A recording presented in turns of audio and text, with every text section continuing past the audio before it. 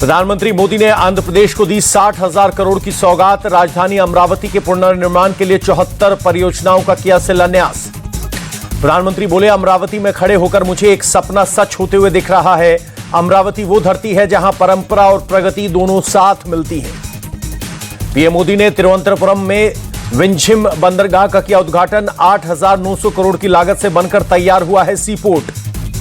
दिल्ली में हुई Congress working committee की बैठक। पहलगाम आतंकी हमला और जातिगत जनगणना को लेकर चर्चा हुई। सीडब्ल्यूसी की मीटिंग में जातिगत जनगणना को लेकर खड़गे बोले, ईमानदारी से लोगों के मुद्दे उठाएंगे तो जिद्दी सरकार को झुकना पड़ेगा। राहुल गांधी ने इसे साबित किया। कांग्रेस अध्यक्ष ने जातिगत जनगणना के फैसले की टाइमिंग पर सवाल उठाए। बोली, हमारी मांग स्वीकार करने के लिए सरकार ने जो समय चुना उससे हम हैरान, इससे आशंकाएं भी बढ़ी। मल्लिकार्जुन खड़गे बोले, आतंकवाद पर सरकार ठोस कार्रवाई करे, विपक्ष इस पर सरकार के साथ है। खड़गे ने मोदी सरकार की नीति पर उठाए सवाल। बोले, हमले के इतने दिन बाद भी कोई स्पष्ट नीति सामने नहीं आई। पाकिस्तान से जारी तनातनी के बीच भारतीय वायुसेना ने शक्ति प्रदर्शन किया। गंगा एक्सप्रेसवे की 3.5 किलोमीटर लंबी एयर स्ट्रिप पर लड़ाकू विमानों का टचडाउन। यूपी के शाहजहांपुर में गंगा एक्सप्रेसवे पर वायुसेना का शौर्य प्रदर्शन। राफेल, मिराज, जगुआर समेत कई लड़ाकू विमानों ने उड़ान भरी। टच एंड गो प्रैक्टिस से पहले लड़ाकू विमानों ने आसमान में दिखाई ताकत। काफी देर तक गर्जना भरते रहे राफेल, मिराज, सुखोई और जगुआर। गंगा एक्सप्रेसवे पर फाइटर प्लेन उतरने पर अखिलेश यादव का बयान। कहा, यह समाजवादी पार्टी का विजन। हमने आगरा एक्सप्रेसवे पर फाइटर प्लेन उतारने की शुरुआत की थी। आतंकवाद के खिलाफ भारत को मिला अमेरिका का साथ। अमेरिकी उपराष्ट्रपति जेडी वेंस ने भारत की जवाबी कार्रवाई से जताई सहमति। कहा, जिम्मेदारी के साथ जवाबी कार्रवाई करेगा भारत। आंध्र प्रदेश के मंत्री नारा लोकेश बोले, 100 पाकिस्तानी भी आ जाए तब भी भारत का बाल बाका नहीं हो सकता। पाकिस्तान को सबक सिखाने के लिए हमारे पास नमो मिसाइल है। यूपी के कन्नौज में जुमे की नमाज के बाद नमाजियों ने पाकिस्तान मुर्दाबाद के नारे लगाए। पाकिस्तान का पुतला फूंक कर आपसी भाईचारे का संदेश दिया। पहलगाम आतंकी हमले की जांच तेज। आज फिर बैसरन घाटी पहुंची एनआईए की टीम। आतंकियों के आने जाने के रुख को खंगालने की कोशिश। पहलगाम अटैक को लेकर बड़ा खुलासा। आतंकियों के जंगल में छुपे होने का शक। 10 दिनों से जंगल में छुपे हुए हैं। बैसन घाटी के जंगलों में सुरक्षा बलों का सर्च ऑपरेशन जारी। तारून डाबरू के जंगलों में भी तलाशी। लश्कर और जैश के आतंकियों की लिस्ट सामने आई। लिस्ट में कश्मीर में आतंक फैलाने वाले आतंकियों के नाम। पहलगाम हमले में एनआईए की जांच तेज। सूत्रों के मुताबिक एनआईए ने लश्कर के 20 और ओवरग्राउंड वर्कर्स की पहचान की। ओवरग्राउंड वर्कर्स से एनआईए की पूछताछ जारी। अब तक कुल 75 ओवरग्राउंड वर्कर्स की हो चुकी है गिरफ्तारी। राजस्थान के जैसलमेर से पाकिस्तानी जासूस पठान खान गिरफ्तार। आईएसआई के लिए जासूसी करने का आरोप। आरोपी पठान खान ने आईएसआई को सेना से जुड़े सीक्रेट वीडियो और फोटो भेजे। साल 2013 में पाकिस्तान भी गया था। भारत के दबाव के आगे झुका पाकिस्तान। वाघा बॉर्डर के गेट खोले। सिर्फ पाकिस्तान पासपोर्ट होल्डर्स को एंट्री की। पाकिस्तान की नापाक हरकत जारी। सीमा पार से फिर फायरिंग। भारतीय सेना ने भी मुंहतोड़ जवाब दिया। भारत के कोवर्ट ऑपरेशन से डरा पाकिस्तान। आईएसआई और पाक सेना ने हाफिज की सुरक्षा बढ़ाई। आईएसआई ने हाफिज को सेफ हाउस भेजा। पाकिस्तान के बाहौलपुर में जैश ए मोहम्मद से मिला हमास का प्रतिनिधिमंडल। घोड़े गाड़ियों के काफिले के साथ हुआ स्वागत। पाकिस्तान आर्मी चीफ मुनीर की गिदड़ भभकी। बोले, भारत के मिलिट्री एक्शन का जवाब देंगे। भारत की सैन्य कार्रवाई का जवाब फौरन और बड़े लेवल पर देंगे। आसिम मुनीर बोले, अपने राष्ट्रीय हितों की रक्षा के लिए हम तैयार हैं। इसमें किसी को कोई शक नहीं होना चाहिए। भारत की कार्रवाई से तिलमिलाया पाकिस्तान। भारतीय गानों पर लगाई रोक। एफएम रेडियो पर भारतीय गानों का प्रसारण बंद किया गया। नेशनल हेराल्ड मामले में ईडी की चार्जशीट पर सोनिया गांधी और राहुल गांधी को नोटिस। अगली सुनवाई में समन जारी करने का फैसला लेगा राउज एवेन्यू कोर्ट। केरल में देखी प्रधानमंत्री मोदी और शशि थरूर की बेजोड़ केमिस्ट्री। पीएम का इशारों में कांग्रेस पर अटैक। बोले, ये इवेंट कई लोगों की नींद हराम कर देगा। जहां मैसेज जाना चाहिए था वहां चला गया है। पीएम मोदी के बयान पर कांग्रेस महासचिव केसी वेणुगोपाल का पलटवार। कहा, देश के हालात देखकर राहुल गांधी और हमें सबको नींद नहीं आ रही। हो सकता है पीएम जरूर सोए हों।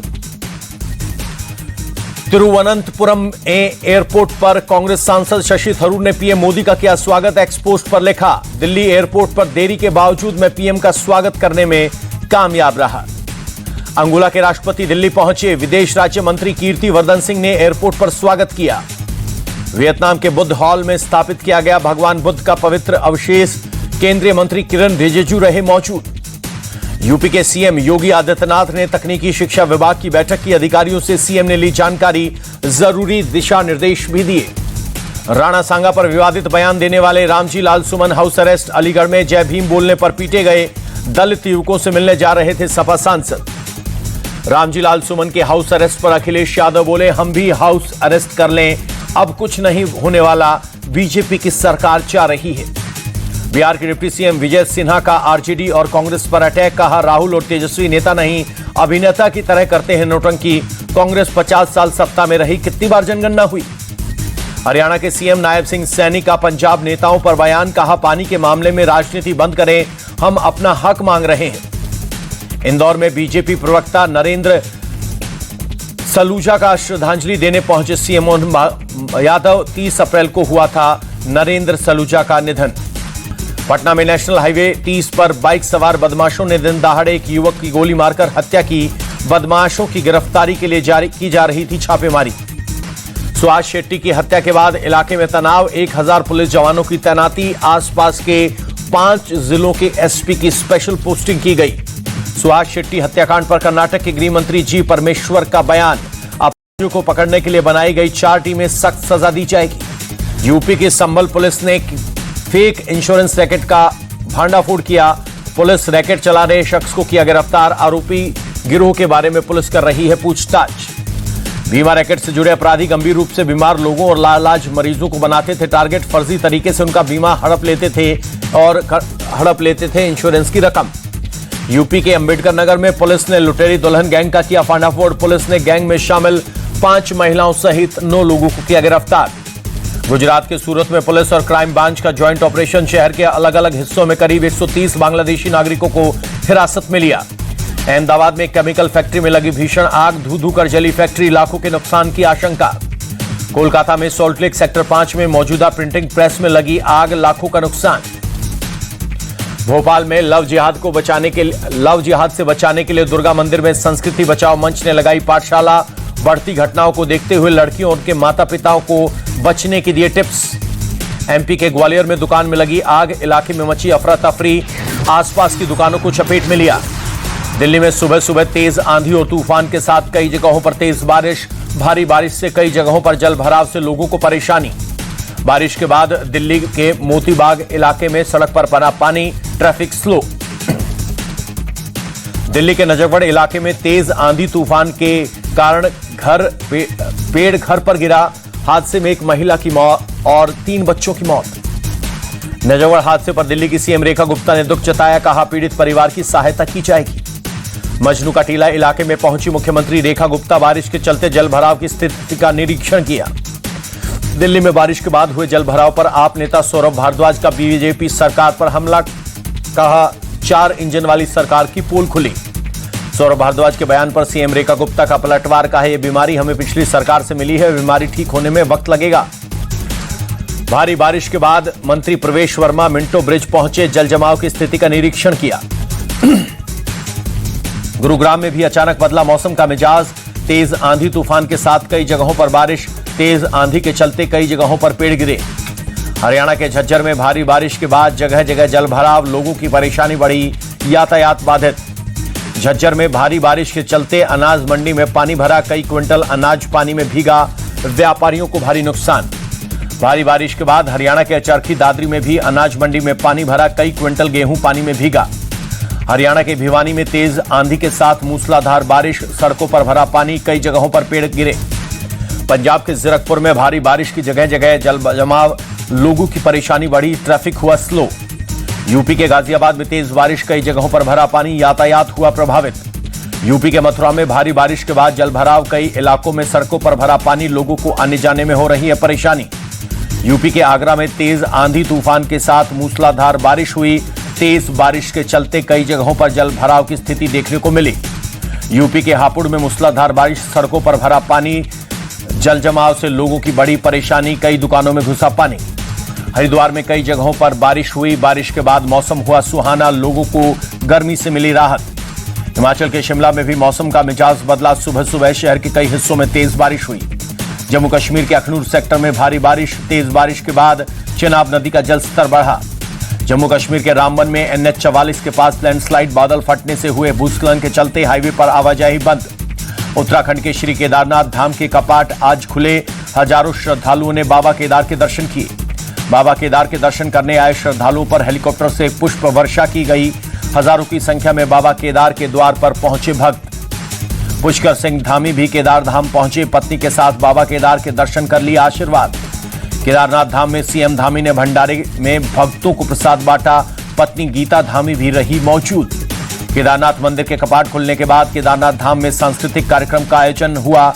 कार्यक्रम CM पुष्कर सिंह धामी भी शामिल हुए। आज दिग्गज फिल्म अभिनेता सत्यजीत रे की जयंती, कोलकाता के भवानीपुर स्थित उनके घर पर लोगों की भीड़ जुटी। सत्यजीत रे के सम्मान में उनके घर के सामने की सड़क पर सौंदर्यीकरण की तैयारी में कोलकाता नगर निगम बुक स्टॉल और कैफे बनाने की तैयारी। कारोबारी हफ्ते के आखिरी दिन भारी उतार चढ़ाव के बाद हरे निशान में बंद हुआ शेयर बाजार। सेंसेक्स 260 अंक चढ़कर 80,501 पर बंद। निफ्टी में भी भारी जारी रहा उतार चढ़ाव का दौर। आखिर में 12.50 अंक की मामूली बढ़त के साथ 24,346 पर बंद हुआ।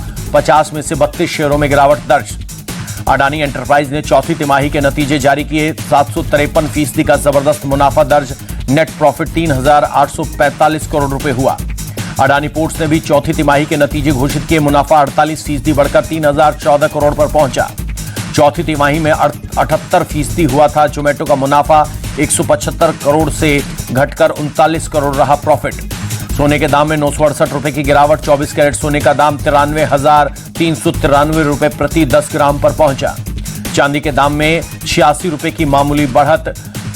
94,200 रुपए की हुई 1 किलो चांदी की कीमत। अमेरिकी डॉलर के मुकाबले 4 पैसे मजबूत हुआ रुपया। $1 की कीमत 84 रुपए 50 पैसे। Jubilant Beverage Hindustan Coca Cola Holdings में 40% हिस्सेदारी खरीदेगी। Competition of Commission of India ने दी मंजूरी। हीरो मोटोकॉर्प की अप्रैल में थोक बिक्री 43% घटी। गुरुग्राम समेत कई फैसिलिटी में लगातार 3 दिन तक मैन्युफैक्चरिंग रुकने का असर। भारत में ही बनेंगे अमेरिका में बिकने वाले आईफोन। कंपनी के CEO टिम कुक ने कहा, जून तिमाही में अमेरिका में बिकने वाले ज्यादातर आईफोन्स भारत में बने होंगे।